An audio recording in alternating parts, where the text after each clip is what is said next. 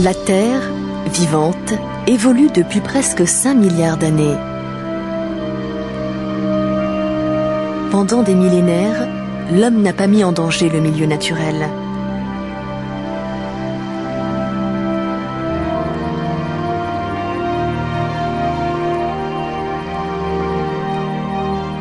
Mais depuis 150 ans, la croissance de l'activité humaine a commencé de rompre cet équilibre en laissant échapper des quantités de gaz supérieures à ce que le milieu peut absorber. C'est ce que nous appelons communément l'augmentation de l'effet de serre. Parmi ces gaz, qui forment une couche dans l'atmosphère, retenant la chaleur comme le toit transparent d'une serre, le CO2 n'est pas le seul, mais quantitativement le plus important. L'effet de serre, c'est une augmentation d'1 degré de la température au cours du siècle dernier, et ce sont 2 à 6 degrés de plus prévus pour le prochain siècle.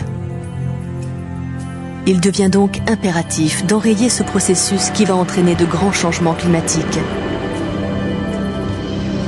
Pour cela, il faut maîtriser les émissions de gaz à effet de serre à la source et activer simultanément les systèmes naturels absorbant du CO2 en grande quantité. C'est l'un des enjeux majeurs de ce siècle. Automobile Peugeot considère qu'il est de sa responsabilité d'y apporter sa contribution. Le premier champ d'action de la marque est la diminution des émissions de CO2 de ses véhicules. Mais elle travaille aussi à leur allègement et à leur aérodynamisme afin de réduire leur consommation. Parallèlement, elle cherche à améliorer les carburants ainsi qu'à développer de nouvelles formes d'énergie. Mais Automobile Peugeot désire aller plus loin dans la recherche de solutions en s'engageant dans un grand projet de mécénat écologique, la mise en œuvre expérimentale d'un puits de carbone en Amazonie. Un puits de carbone est un réservoir de carbone qui, pendant un temps donné, absorbe plus de CO2 qu'il n'en rejette. C'est par le biais de la photosynthèse que la forêt en croissance, fantastique machine à stocker le CO2, transforme celui-ci en matière ligneuse, principal constituant du bois.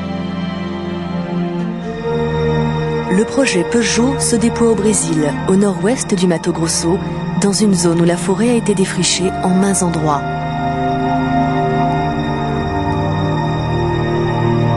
L'objectif du projet est de séquestrer par la reforestation 2 millions de tonnes de carbone, soit un peu plus de 7 millions de tonnes de CO2. Financé par Peugeot à hauteur de 10 millions d'euros, le projet est exécuté par un maître d'œuvre, l'Office national des forêts, et en partenariat avec une ONG franco-brésilienne, ProNatura.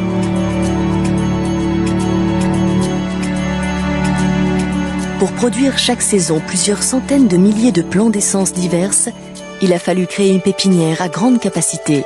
Celle-ci a été construite sur le territoire de la commune de Juruena, à environ 1000 km au nord-ouest de Brasilia.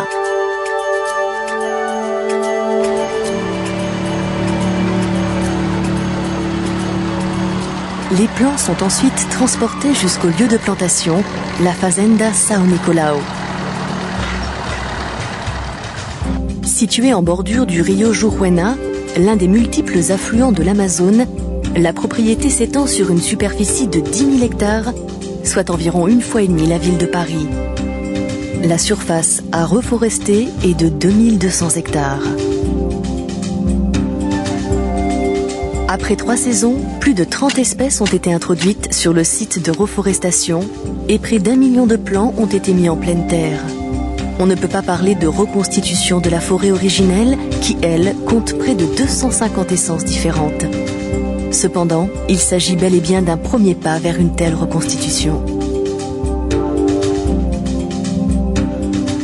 Le choix des essences plantées a été fait en fonction des habitats recherchés par les animaux et de la spécificité de leur nourriture.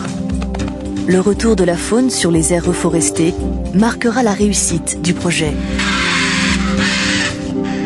En 2001, les scientifiques ont effectué une première série de mesures qui a permis d'établir le point zéro de la comptabilité carbone.